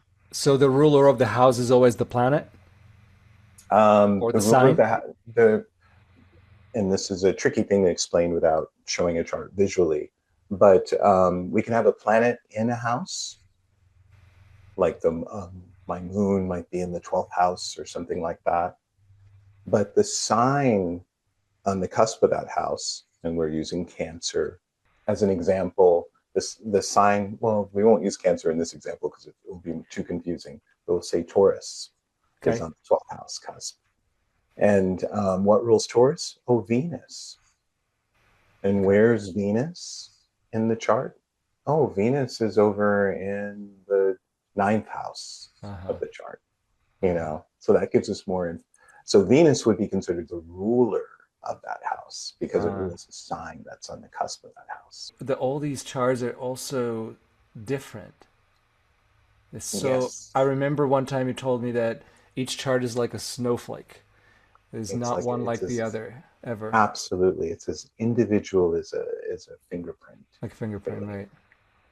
Yeah, even the Yeah. charts of twins who are born like a few minutes apart, are going to have a lot of similarities. Hmm. But, depending on what was happening during those few minutes, they might have different rising signs, Mm-hmm. or just certain changes that still makes that chart, very, very distinct and unique. Mm, Yeah. yeah. What's the benefit or timing or reasoning talking about past lives and having a past life like the right time or good time or most useful helpful time that you would recommend or not, like, is there a scenario in which you would say, yeah, it would be really good for someone struggling with something or in someone's life and like, oh, I think this might be helpful to you. Is there a time when you would Mm, say that it would be helpful to someone to have a past life reading done? That's a good question. I think it's generally helpful if someone is stuck. Mm. I think it's generally helpful if someone is um, finding themselves particularly like stuck in a pattern, Yeah. like, Okay. how It come could all of open my up. relationships, I'm the person who's getting left, or whatever the story is, whatever the the pattern Mhm. is and so forth. Okay. And then, yeah, it's helpful to like look at the south node conditions, because the south node again represents the where the soul has been, recent past lives that are relative to this one. You know, Mhm. what the focus was, what you're cultivating, what's so we look at those conditions and what that past life experience was like, and we're also often getting a lot of information about why a person tends to gravitate to these certain Mhm. experiences even repetitively, you know. Yeah. And again, doing that at the expense of like doing the north node, Mm. you know, and the north node is Mhm. often the medicine for that. Mhm. And so Yeah. so yeah, then those cases, that past life lens can be very, very illuminating. And there's also Mhm. other planets, you know, angles and so forth within the chart that may also give more information about Yeah. it too. Yeah. That makes sense. Yeah. For instance, just to illustrate it as like an example, you know, someone who has their south node in Aries and their north node in Libra. So Aries is all about the self. And so a south node in Aries, often, you know, a typical past life scenario is like somebody who left the village and either went out to the wilderness to survive by themselves, or maybe they've joined like an army, and so they Mhm. had this experience of learning how to fight for something, how to defend themselves, how to survive. And so they come into this life with those gifts too. Yeah. You know, this is somebody who can stand on their own. They can be very independent. You know, their autonomy is very important to them. They're not afraid of like starting over, or you know, Mhm. they know that they can die and be reborn again in that sense. You Yeah. know, Yeah. but because their experience in that lifetime was so much about fighting for something, and their experience of relationships may have been very limited to either friend or foe, or brothers or sisters in arms, where everybody was in the same Mhm. uniform, had the same marching orders and so forth. Mhm. Yeah. they're they might find themselves a little bit at a loss when it comes to relationships, you Mhm. know. And so the north node being in Libra, where the soul wants to go, Libra is a sign that's ruled by Venus, which is all about love, affection, Mhm. harmony, cooperation, co-working, joining forces, you know, pleasure, beauty, so forth. And so this person might find themselves in relationships where they might have a pattern around commitment, or co-working. You know, Mhm. they might be so used to operating as a singleton after these past Mhm. life experiences that this whole co-working thing is really new to them. You know, they might think more, um, just have a hard time thinking as a we, Yep. or, or, Mhm. or bringing their partner into the equation, you Mhm. know, and so forth. So they might have these repeating experiences where these relationships fall apart because they're doing the Yeah. same thing. And of course, when there's an argument or something like that, not only do they have to win that argument, but they're also probably going to just storm out and say, you know what, I don't need this. I Yeah. can survive on my own, you know, because Yeah, I, I can't relate to this at all. I can't imagine. I can't imagine.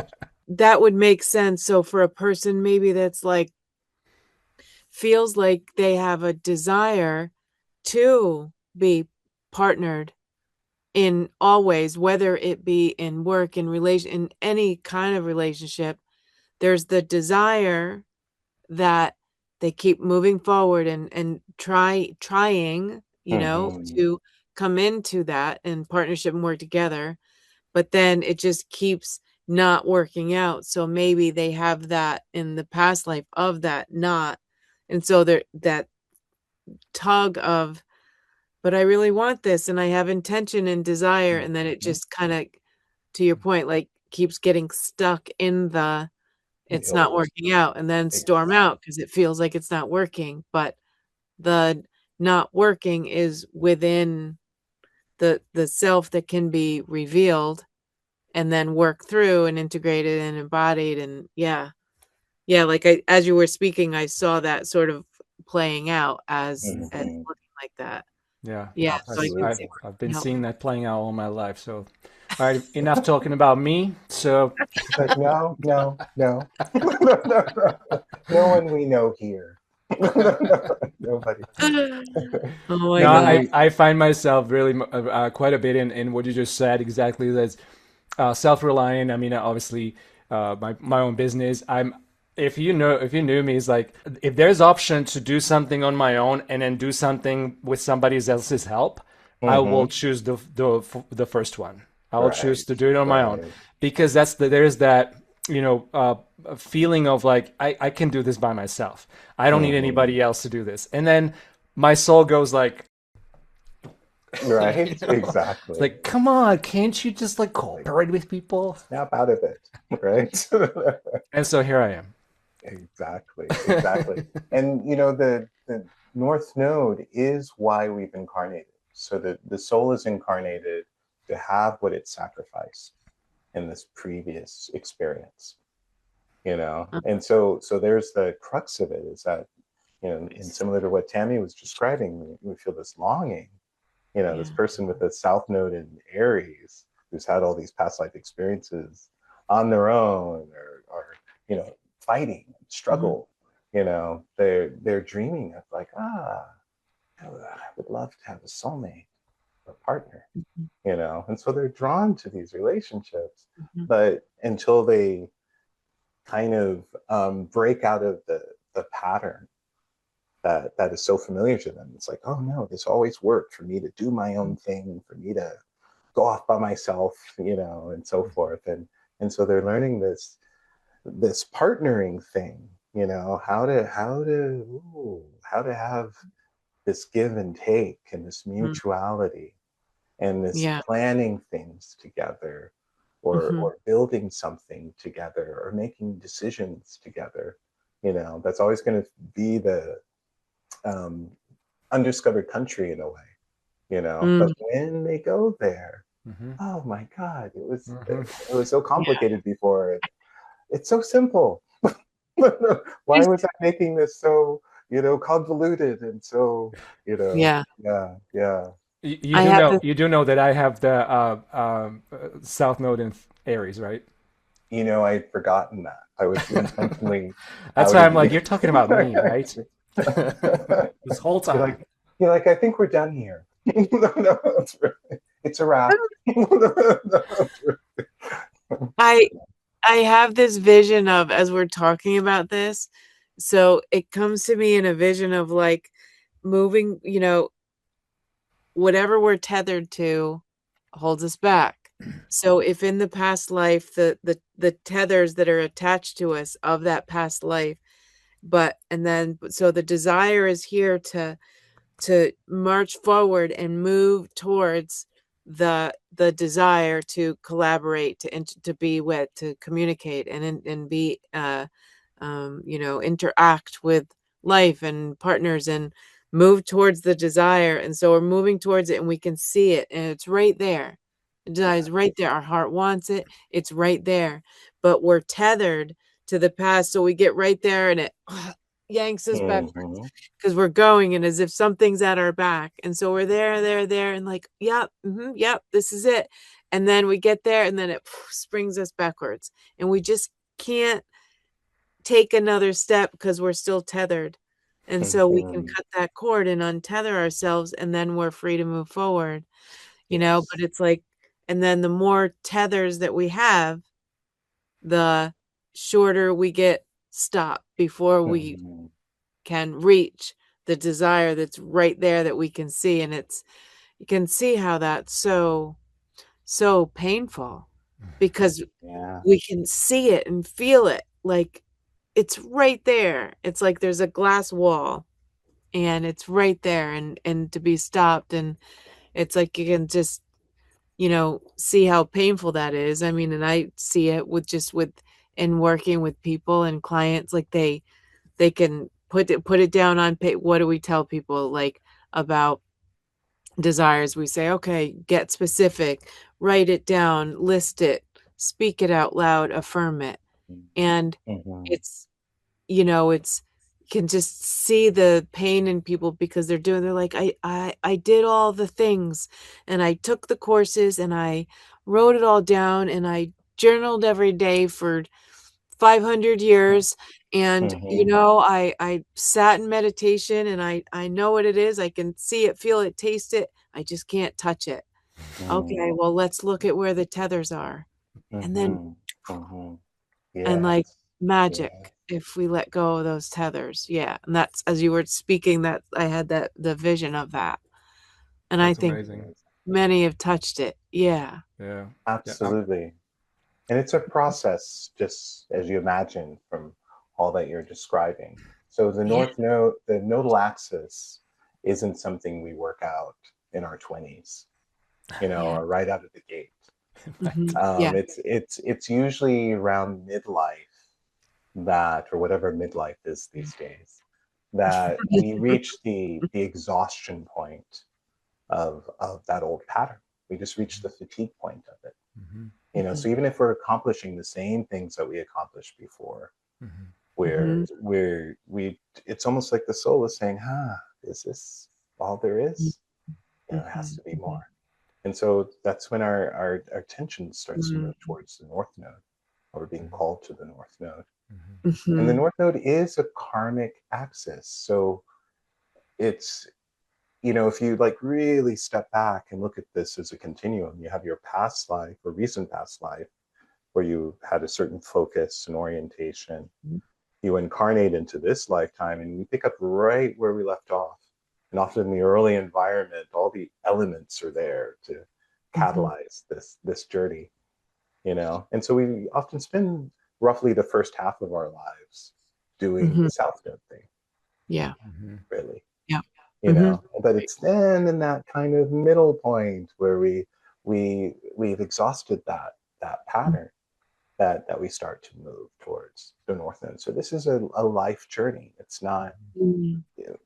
this is where we have to be really compassionate with ourselves, to really see and embrace the process, really, the life process that it is.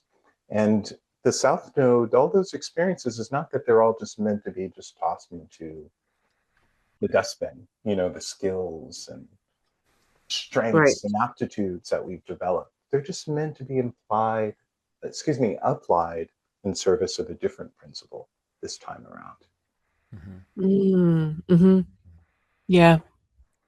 I love that. Makes sense. Yeah, you guys, between the two of you, I feel very validated, and I trust that other people out there feel also very validated I by hope the so. by the like the tether description, Tammy. I love that. It's like, yeah, Hmm. can I just like get that off of me now?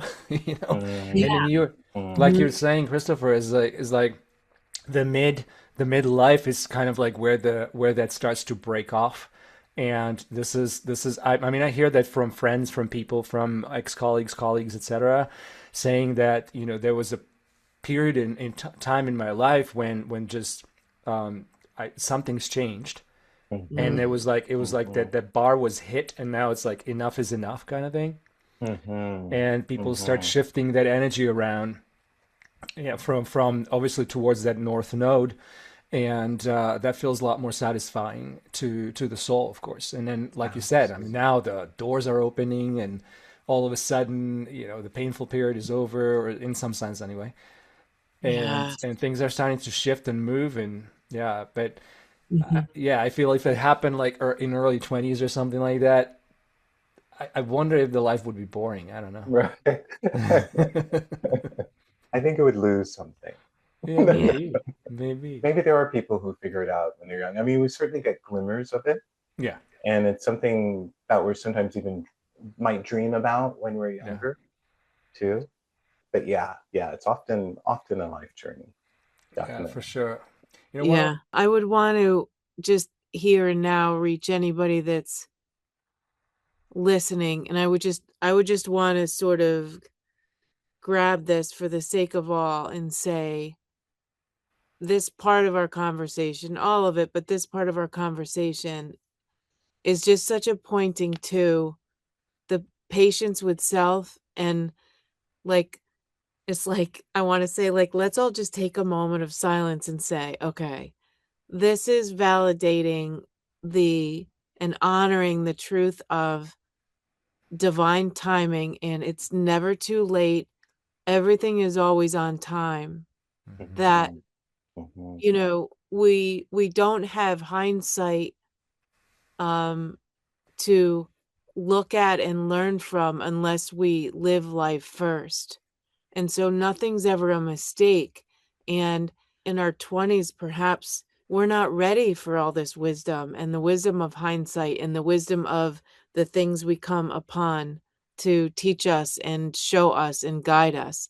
We're not ready to be untethered from things until we're in the life scenarios that call us to look deeper or mm, to see mm, where we are and why we are where we are. Our awareness shows up for us when we are ready to utilize it and integrate it and embody it. Teachers show up at just the right time. mhm, Timing is always perfect because it's always divine. And so we can all sort of, maybe, relax and take a moment and say, okay, everything's just right. I haven't done anything wrong. I haven't made mistakes. I'm not too late. And to me, I mean, this whole conversation embodies it. My whole time with you, Christopher, brought mm, that to me. And we all have it. It's all available to us. And so just like pause and give ourselves a break and, sort of a pat on the back and say, you're doing just fine. You're right where you mhm, are. And you haven't made any mhm, mistakes and you haven't missed any opportunities. And everything's all here for us whenever we're ready to see it. And mm, I, mm, I, I would want everyone to have the gift of that knowing, and it's the greatest gift we can give to ourselves. mm, And I would wish for everyone to just hear that and really feel all the words that are being said. And Christopher, the way that you speak it and embody it, I would just wish for everybody to really, really, really, really hear that. And so, yeah, I just wanted to pause and tell everybody to stop and listen and love themselves in it. So, That's amen. beautiful. Amen. I yeah. mean, there's not much more to say at this point, Tammy. Yeah, I just want everybody to feel it because I know I do, and I know other people will that are listening. But I just wanted to sort of like Mm, highlight and shine a light on that because it's mm, been so beautifully said here, and mm, I want mm. everybody to receive it Yeah, too. thank you. Yeah. Thank you. What a Mm, gift. Thank you. Mhm. Yeah, beautiful. so beautiful. Yeah. I think I may have maybe one more question, maybe more, but we'll see.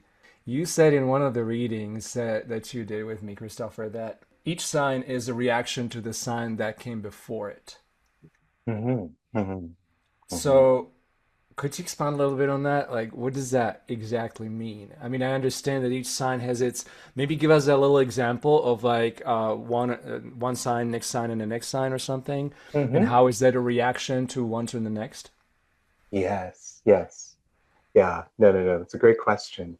Yeah, even if you start with Aries, Aries, as we were just describing about the South Node in Aries, Aries is on a journey of self-discovery, Mm-hmm. and it's a fire sign. Fire represents that dimension of life that has to do with our passion, our enthusiasm, our sense of engagement. And Aries is ruled by Mars. Mars is we look up in the sky, we can see that red planet. That's Mars. I always think of Mars as representing that red energy, our desire, nature, our anger, The inner fire. inner fire. Exactly, exactly. And so, as you might imagine, Mars is very restless. It's very object hungry. It's very action oriented, and it's the impulse is to break new ground.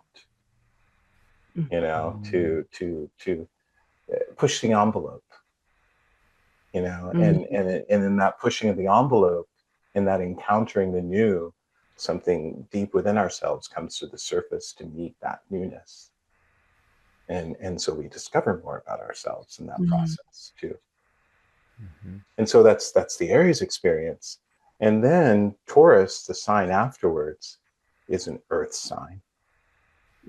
And earth represents that dimension of life that has to do with the body, with nature in the natural world, with having a sense of ground, or even having a sense of security and certainty.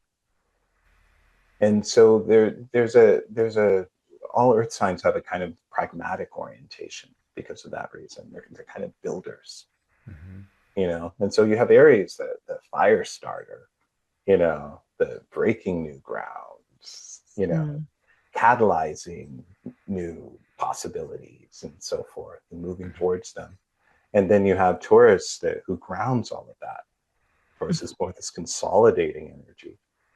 The pace or pulse of Taurus is slower, steady, you know. And following Taurus is Gemini. Gemini is an air sign. Air represents that dimension of life that has to do with the mind, with our ideas, our vision of things. And Gemini is ruled by Mercury. Mercury in mythology is the divine messenger. It's all about the exchange, you know, of information, of perspectives, of inspirations. And that winged messenger, Mercury, was often depicted as a youth, you know, who was very, very agile, very curious and charming and mischievous and fleet-footed. In fact, he wore sandals that had wings on them, you know. And so Gemini, following the experience of Taurus, that very rooted, grounded, steady experience of Taurus, Gemini has wings. You know, it has FOMO. You know, it wants novelty. It wants it's very interest driven. And it's because the sign of the twins, Gemini is the sign of the twins. Gemini is all about multiplicity too. And this, after the kind of one pointedness of Aries, and again that kind of rootedness of Taurus. And so Gemini is, you know, has this kind of glassy brilliance. You know, it's skating across the surface of things. You know, like it's that butterfly that's going from flower to flower, you know, and doesn't want to miss anything. And then there's Cancer, which follows the experience of Gemini. Gemini is never home. Cancer is actually about the home. It's about family. You know, it's about our sense of roots. You know, Cancer is very emotional. It's a water sign. Water representing that dimension of life that has to do with our feelings, our intuitions, with the undercurrents of things. And Cancer being ruled by the moon. The moon is that archetype of the divine mother. It's all about these principles of nurturance and nourishment. You know, so after this experience of you know, running around, traveling, exploring, you know, being everywhere at once, you know, Cancer is all about, let's stay home tonight. You know, let's cook something. You know, let's cook a beautiful meal. Let's light a fire in the hearth. You know, let's cuddle up. You know, and be cozy. let's connect on this Mhm. deeper level, this emotional level. How are you feeling? You know, Mhm. yeah, and so on as we Mm-hmm. go through the signs. Mhm. Mm-hmm. Yep. Does that make sense to describe it that way? Yeah. Just saying Yeah. because you're Gemini in Mhm. Western astrology and then Taurus in Vedic Mhm. astrology. Yep. Mm-hmm. Yep. Yeah. Yeah. Yeah. I Yeah. want to do everything and be out there and do everything, but yeah. Oh, but I want to just sit still too. Yeah. Yeah, Like I can like yeah. I which the more that I learn, about that and look into self, like it um it draws me to have an even deeper and or higher level capacity of compassion for those around me, Mm-hmm. Mm-hmm. and look Mm-hmm. out at around me to see what it's like to be in my presence Yes. too, because Yes. I've had a lot of people in my life who need me to just sit still. They really love and are inspired and love all the energy that I have, and they love that about me. Mm-hmm. But they also want me to just sit still and just share my energy with them so they can have it all. But they don't like it that I'm like, it's okay. Like I'll come back. I might go soar Mm-hmm. off. I need to go do all my things and be all me. And if things are aligned, I'll come back. I'll return back Yes. into us. But I'm not going to stay here. I need to go off and do all my stuff too. And so if Yes. someone isn't secure enough, grounded enough, or what have you, me, that's frightening that I'm gonna go Mm-hmm. because they don't understand that. Um, Exactly. and that's always been like a pull and or push pull or something. We're all here to be true to self and not sacrifice for someone else. But Yeah. the better that we understand ourselves, the more wholly, fully, genuinely, authentically we can show up. And, yep, this is me, this is who I am, and not waver. And Yes. then it becomes, in terms of relationships, and I suppose in any relationships, whether it's in intimate relationships, working, collaborating, whatever it might be, the more solid and grounded that we are through doing work, whether it be to sit with an astrologer, to know ourselves better, whatever that might mean. If we all do that on behalf of ourselves, we can meet others in a more full way and have fulfilling relationships, and then leave the choice to another. They can make their own decisions like, yeah, okay, I can sort of jive with that, or I can be with that or not. And then Mm-hmm. freely and with love, let people make those decisions and either stay together, stay working together, stay in relationships together, whatever that means. If we make the effort and take these steps ourselves, whether it be to sit and listen to a podcast, to know ourselves better through work with astrology or other means, Mm-hmm. um, the whole world gets along better. Like this is how we Absolutely. get along better with one another, is to be the most aligned, grounded connection with ourselves. And so Mm-hmm. this work in whatever capacity that we do it, this learning, it's invaluable to Mm-hmm. all of us and to all relationships. It's worth it. The better we know Absolutely. ourselves, the better we can know others. We can't know others fully until we know ourselves fully. So Mm-hmm. Mm-hmm. to me, like there's just, this is the way, Mm-hmm. is to know oneself better. Yeah. Yeah. Yeah. Yeah. Absolutely. Beautiful.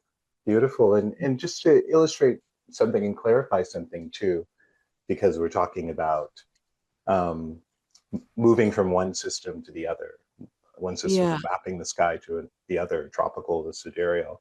And so it often happens, like your sun moving in your case, actually in my case too, because I'm a Gemini in the tropical system and a Taurus in the sidereal system. And and so the sun moves from Gemini to Taurus, And in your chart, if I remember correctly, there's still other Gemini placements. There are either other, I'm trying to remember specifically, there are either other Gemini placements in your sidereal chart or other placements that were kind of restless phone placements. And so you still have that as part of your nature that's shown in the sidereal chart.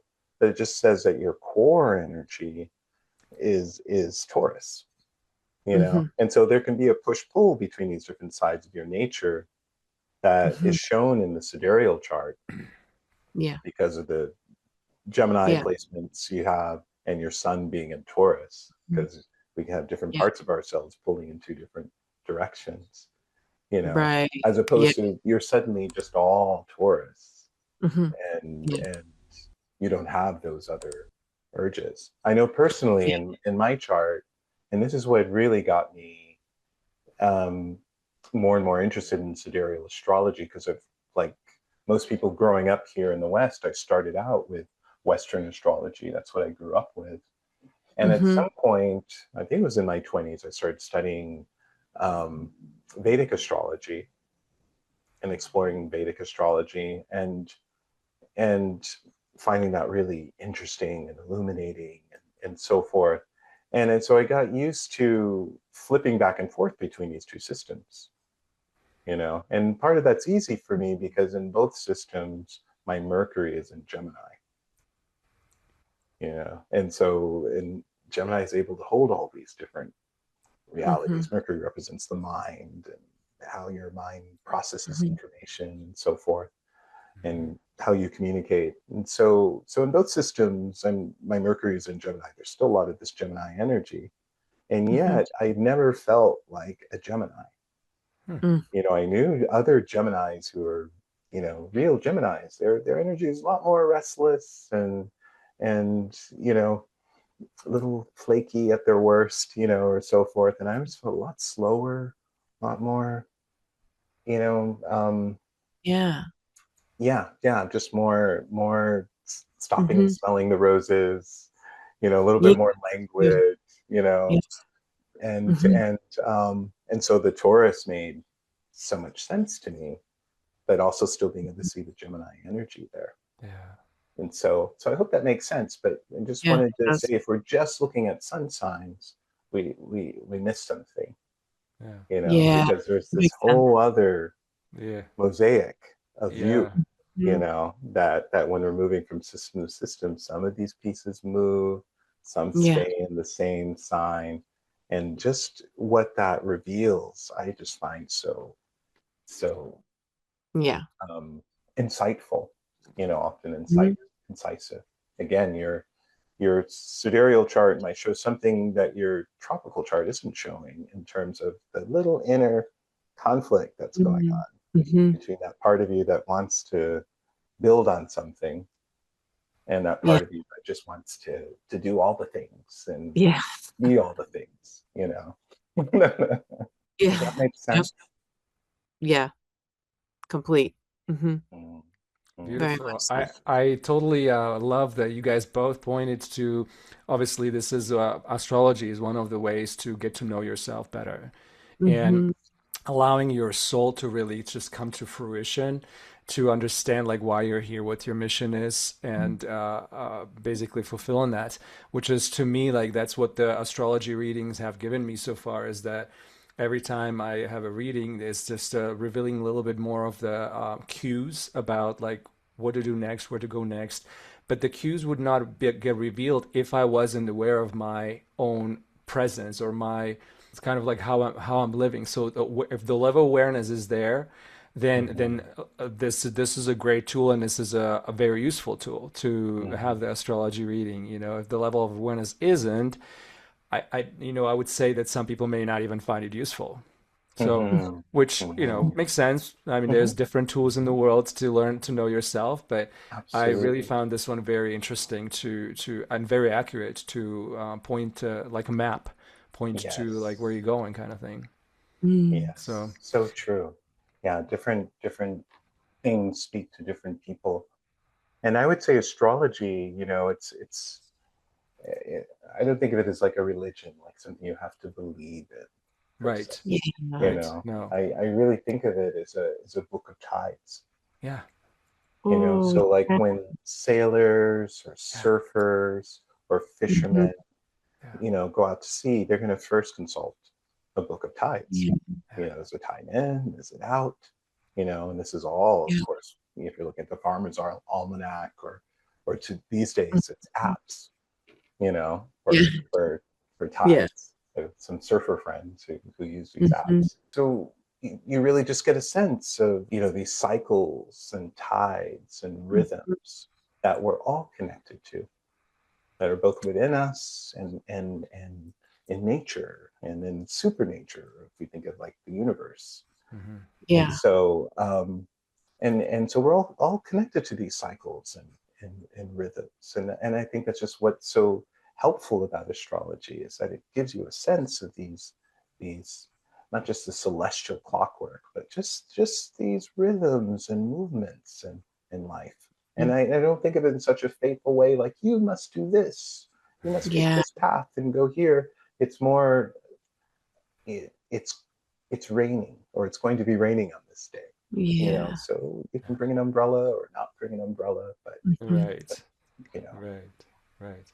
dress Yeah. accordingly. Dress appropriately, right? Yeah. Yeah, yeah. Yes. Yes. I love that.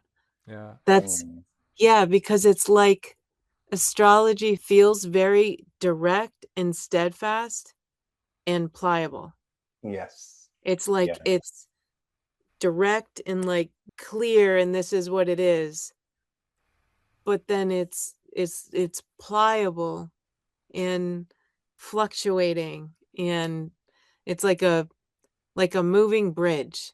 It's like a Hmm. bridge that is pliable and moving. So it's still a Hmm. bridge to walk on, um to travel on a pathway, but at the same time it moves and flows, and it's fluid. Yeah. Hmm. Hmm. Mhm. Well, Mhm. this has been quite beautiful. I could have more questions. There's a lot of things to ask about. Like I'm so curious about like how the elements, work into this whole thing, and it's like each house and each sign, and yeah, we could keep going for many more hours. But we Just have going. to do it again. Yeah, yeah. Maybe we'll do Yes, part two at some I point. would Although love. this, but anyhow, Christopher, really beautiful. Thank you so much for joining us today and illustrating some to some of the viewers. Like, what does this work? How does this work? This process and how helpful it actually can be for one's life to get to know themselves a little bit better and then to understand their soul's purpose and move on in their life in a direction that actually works for them versus Mm, feeling stuck mm. and kind of constantly in a loop. So again, thank you for finding time to join us today. And it's just like, yeah, Tammy, thank you for beautiful questions and points that you made. This was fantastic. So really appreciate you guys being here. Yes. Oh, Yeah. Thank thank you. you. It has been a pleasure. Thank you for inviting me and just for the opportunity to talk astrology and to do it with such the coolest people. So Yeah.